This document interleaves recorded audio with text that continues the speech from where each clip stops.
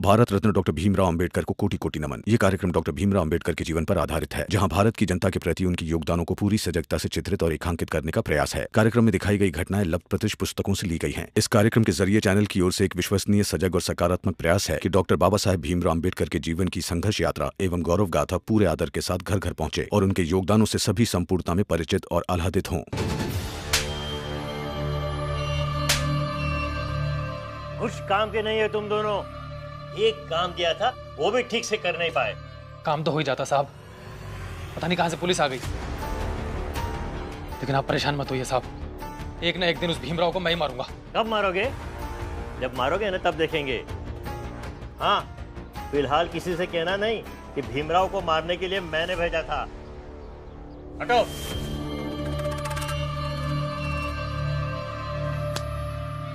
आज अगर भीमराव को निपटा देते तो मजा आ जाता। लेकिन अगर आज भीमराव नहीं होता तो हम ही निपट गए होते।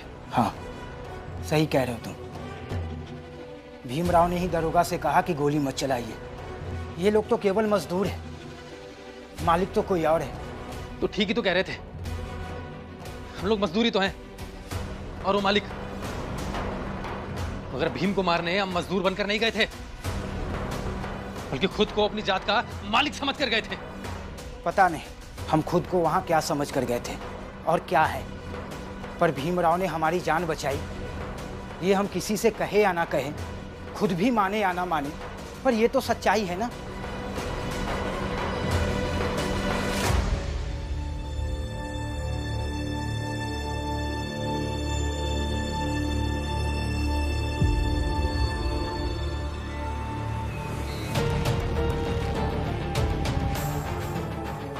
ले आ गया वो भीम।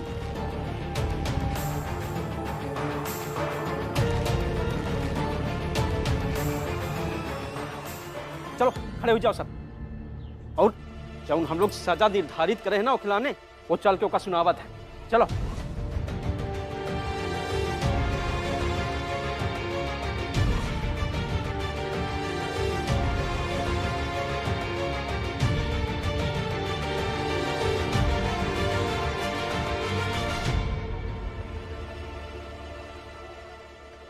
मुझे माफ कीजिए,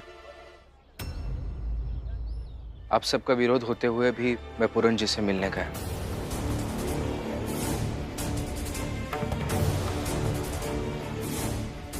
मगर मुझे इस बात का कोई अफसोस नहीं हो रहा है, बल्कि मुझे लग रहा है कि पूरन जी ने जो उनकी कहानी मुझे बताई, आप सबको भी एक बार वो कहानी सुननी चाहिए। हमका नहीं सुननी कौनो कहानी वहानी तुम्हारी। और हम लोग यहाँ ना तो तुझसे बहस करें के लाने खड़े हैं और ना ही अपन चेहरा दिखाने खातिर। हम चाल वालों ने मिलके एक फैसला किया है, वह सुनामे खातिर यहाँ खड़े हैं। और वो फैसला ये है कि अगर तुम पूरन के लिए लड़ाई लड़ते रहोगे तो इस चाल के अंदर नहीं रहोगे, इस चाल के बाहर रहोगे।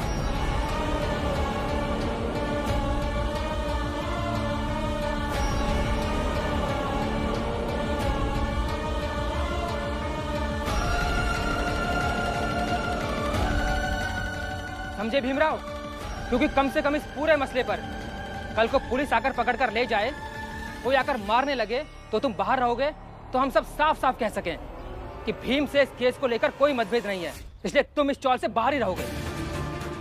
अगर ऐसा कुछ हुआ तो हम सब घर वाले आकर कहेंगे कि भीम के साथ साथ हमें भी सजा दीजिए।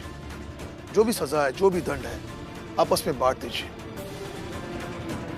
लेकिन तुम्हें हमारी बातों का, हमारी जज्बातों का, हमारी चाहत का मतलब नहीं था, तो हम सब इन लोगों के फैसले के साथ हैं।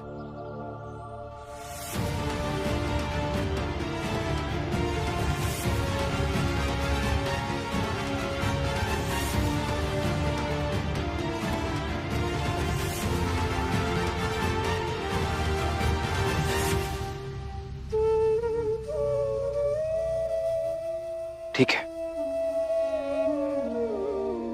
ये बदकिस्मती पूरन जी की नहीं है,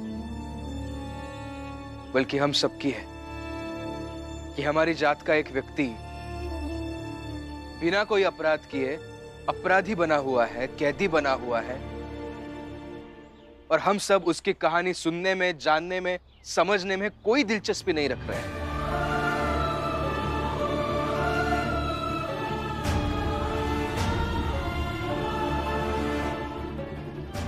ठीक है, मुझे मंजूर है आपका फैसला,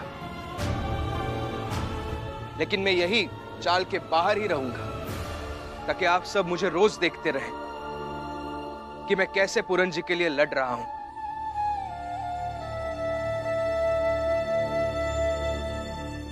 अगर किसी दिन गोली खाकर मर गया तो वो भी आप देखें, और किसी दिन पूरन जी को जेल से छुड़ाकर चाल में ले आया तो वो भी आप सब देखें।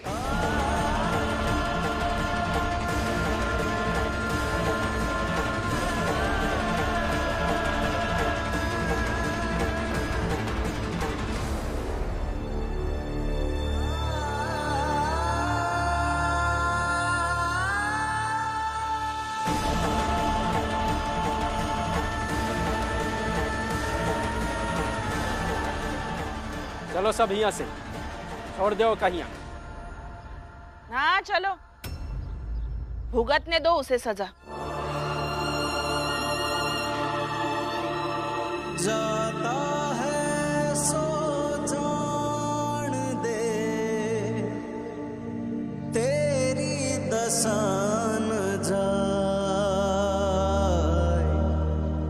खेवटिया की नाव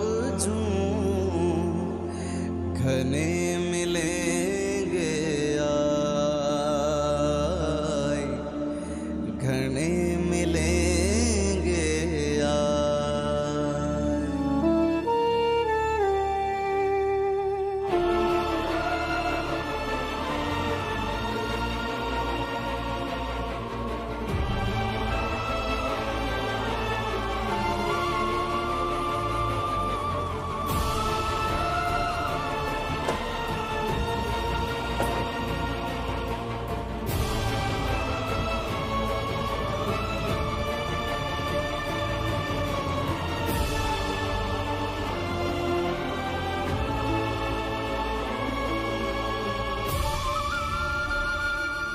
आप बैठ जाइए वहाँ।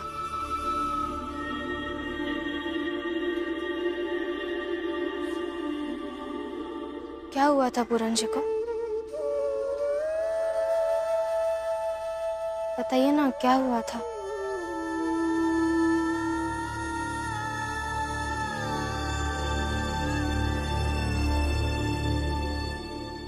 थैंक यू रमा, तुमने मेरी छुट्टी का एप्लीकेशन ऑफिस में दिया। आपको कैसे पता? अंदाजा लगाया, और वैसे भी एप्लीकेशन उन तक नहीं पहुंचा होता तो ढूंढ ढूंढ कर मुझे बहुत सारी चीजें सुनाते।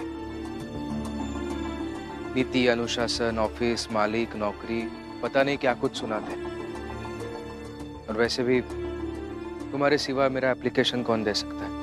अब आप इतना समझते हैं तो ये भी समझते होंगे कि आपने जेल में क्या देखा, क्या सुना। मैं भी जानना चाहती हूँ। तुम उन लोगों के साथ खड़ी थी, तो इस वक्त तुम्हें कुछ बताना मुझे जरूरी नहीं लग रहा है।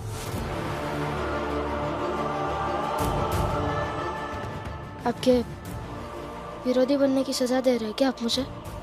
नहीं, ऐसा नहीं है, पर ये मेरा भी तो अधिकार है ना कि किसे कब और कितना बताना है। अपने विवेक से मैं फैसला ले रहा हूं।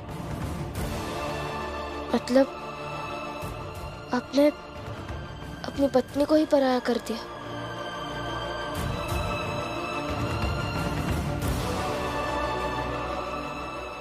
ठीक है, मत बताइए।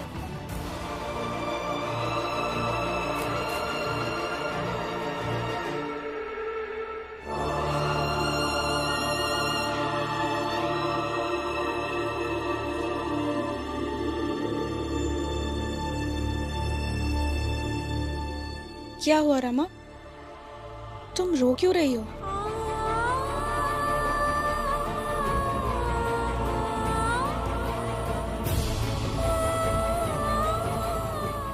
चारपाई लेकर गई थी तो सुना है क्या भीम ने कुछ? नहीं, मेरे पति इतने भी ऐसे नहीं कि छोटी सी बात के लिए डांट देंगे। रमा, क्या हुआ बेटा? कुछ नहीं हुआ। भीम की कसम है तुम्हें।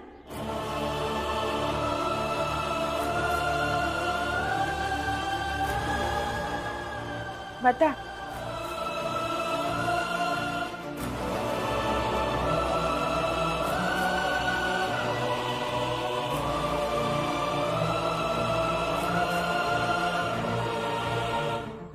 मैंने जब उनसे पूछा कि अब जेल में क्या हुआ पूरन जी के साथ, तब उन्होंने कुछ नहीं बताया।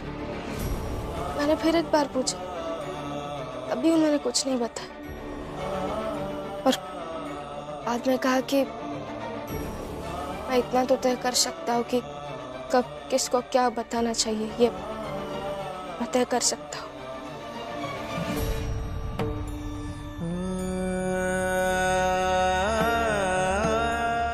ये बहुत बड़ी बात नहीं है, लेकिन मैं पत्नी हूँ उनकी, तो उनके ऐसे व्यवहार से मुझे लगा कि उन्होंने मुझे पराया कर दिया।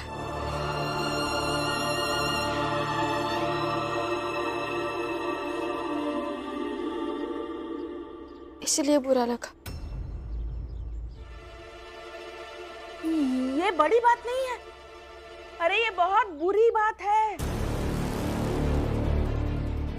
पहली बार तेरे पति ने तेरी इज्जत नहीं की है। कैसे लगा होगा तुझे? वैसे तो बहुत कहता है पत्नी को ये मानना चाहिए, पत्नी को वो मानना चाहिए, और आज क्या रमा ने उसका साथ नहीं दिया, वो तो बन गया बाला और आनंद जैसा। आई, ऐसा बिल्कुल नहीं है। ऐसा बिल्कुल नहीं है का क्या मतलब? दिख रहा है साफ साफ जो रमा ने कहा है। किसी ने ना सही कहा है रमा, जब तक तूफान नहीं आता तब तक नाव की ताकत और नाविक के हुनर की परख होती ही नहीं है। इतने सालों में पहली बार रमा भीम के नहीं बल्कि उसके सामने खिलाफ लोगों के साथ थी, और भीम बन गया आदर्शवादी व्यक्ति से एक पति। जैसे पति होते हैं। जीजाबाई, बात को बढ़ाओ मत। अच्छा, मैं बात को बढ़ा रही हूँ। आपको अभी भी वो भीम ही सही लग रहा है, वही नैतिक लग रहा है? देखिए, ये नैतिक अनैतिक कुछ नहीं होता। रहने दीजिए, मैं भी क्यों बात कर रही हूँ आपसे। मैं खुद जवाब मांग कर आती हूँ। मेरी बहू के साथ भीम ऐसे बर्ताव कर ही कैसे सकता है? रुको तुम यही। जीजाबाई, तू रमा को पहले बहू मानती है कि भीम को मनाने चली है? आप रह गई थी ना, बोले भी ना। नहीं माना ना बहू, मैंने नहीं माना ना। अभी मानती हूँ, और अच्छे से मानती हूँ। इसलिए मैं अभी जाती हूँ और जवाब लेकर आती हूँ।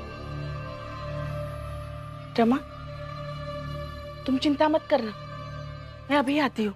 हाँ, यही रहना।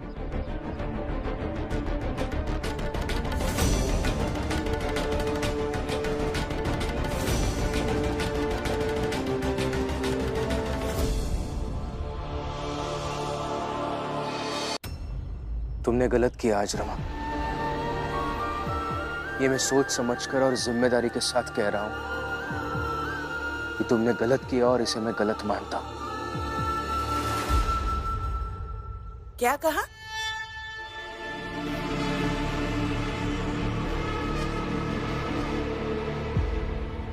क्या गलत किया रमा ने, मैं भी तो जानूं। बताओ। आपको क्यों? ये हम दोनों पति पत्नी के बीच की बात है। अच्छा, तो रमा मेरी कुछ नहीं लगती कि तुम दोनों पति पत्नी के बीच का मामला है? बताओ बताओ, मुझे भी जानना है। और भीम, सच कहूं ना तो अगर तुम भीम नहीं होते तुम्हारा और मेरा रिश्ता ऐसा नहीं होता जैसा है, तो मैं रमा से कभी नहीं चिढ़ती, बल्कि मैं उसे अपनी बेटी की तरह प्यार करती। मेरी सब बहू में से रमा मेरी सबसे प्यारी बहू है, लेकिन तुम हो तो सब बेकार। इसलिए जितना पूछ रही हूँ उसका जवाब दो। रमा से क्या बात हुई? वो रोते हुए अंदर क्यों गई? रमा रो रही थी? रमा अगर मेरी वजह से रो रही होगी तो मैं हाथ जोड़कर माफी मांगता हूँ। मेरा ऐसा कोई इरादा नहीं था उसे रुलाने का, और मैं तो सपने में भी नहीं सोच सकता कि मेरी वजह से रमा रोए। लेकिन हाँ, मैं आपके किसी सवाल का जवाब नहीं दे सकता। मैं किसी से बात करने की हालत में नहीं हूं अभी। ये अच्छा है भी, मतलब रमा को रुलाकर उसे अफसोस जताकर अब तुम कह रहे हो कि किसी से बात करने की हालत में नहीं हो। इसे देखा जाए तो बाला और आनंद भी यही करते हैं। पहले अपने पत्नियों को रुलाते हैं, फिर माफी मांगते हैं। तो फिर तुम में और उन दोनों में फर्क क्या रहा बता? एक पढ़े लिखे भीम में और नहीं पढ़े लिखे बाला और आनंद में क्या फर्क रहा फिर?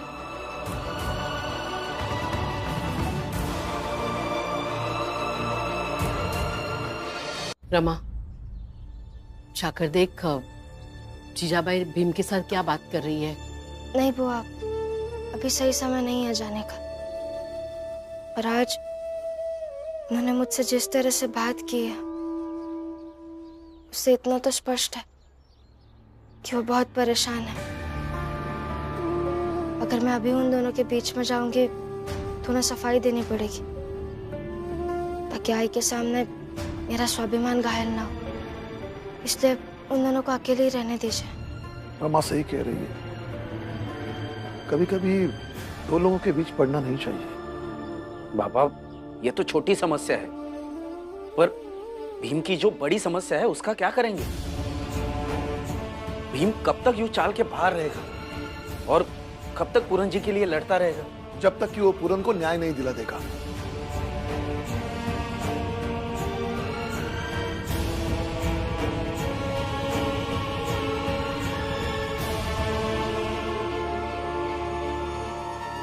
पहली बार ऐसा हुआ है कि भीम परिवार से अलग है। अरे इस बात का दुख तो भीम भाव को भी हो रहा होगा।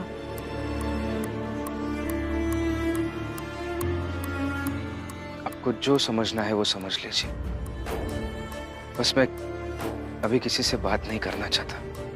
समझना क्या है भीम?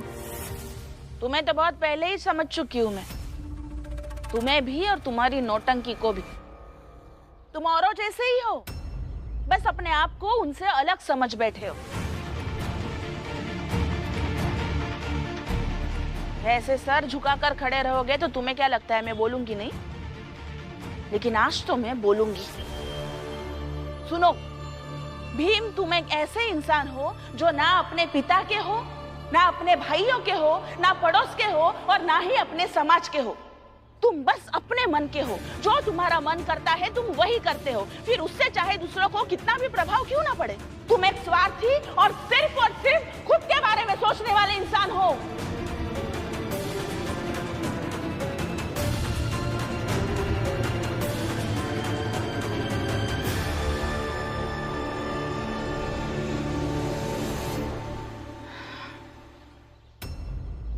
अच्छा लगा आज, बहुत अच्छा लगा।